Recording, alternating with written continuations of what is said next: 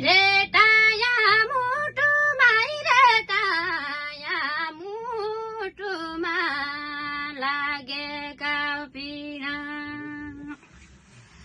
हे दिजुलाई भेटाया दिजुलाई भेटाया दै लेखिदे कैलाली आया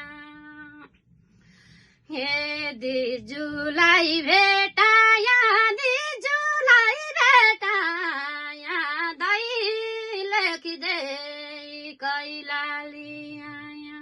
धन्यवाद। एकदमै हाम्रो भेट हुने अवसर पाइयो। दैलेख हुँदै सुर्खेत हुँदै चिसापानी हुँदै अत्तरियासम्म आउँदा एकदमै प्रिय दिदीसँग भेट भयो। एकदमै खुसीको अनुभवै भन्दा धेरै धेरै हौसला प्राप्त भयो। हजुर त्यसै गरी बहिनीसँग भेट गराउन चाहिँ विशेष सहयोग गर्नुहुने अमर बहादुर बोगटी सर हाम्रो बोगटानको हुनुहुन्छ। उहाँलाई धेरै धेरै धन्यवाद।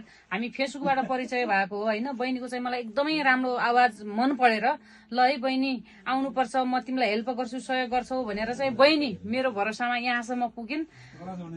अनि बहिनीलाई चाहिँ फाइनली आज मैले यो स्टुडियोमा लिएँ। उहाँ दाइहरूले पनि सहयोग गर्नु भएको छ स्टुडियोको। सबैलाई धेरै धेरै धन्यवाद। बहिनीको गीत आउँदैछ, केही महिना लाग्ला, हजुरहरूले सुनेर साथ दिनु होला। बहिनी चाहिँ नवकलाकार हुन्।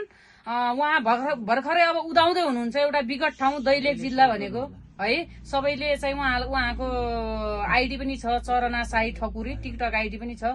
नवकलाकारहरूलाई चाहिँ एकदमै सहयोग गरिदिनु होला। धन्यवाद है त।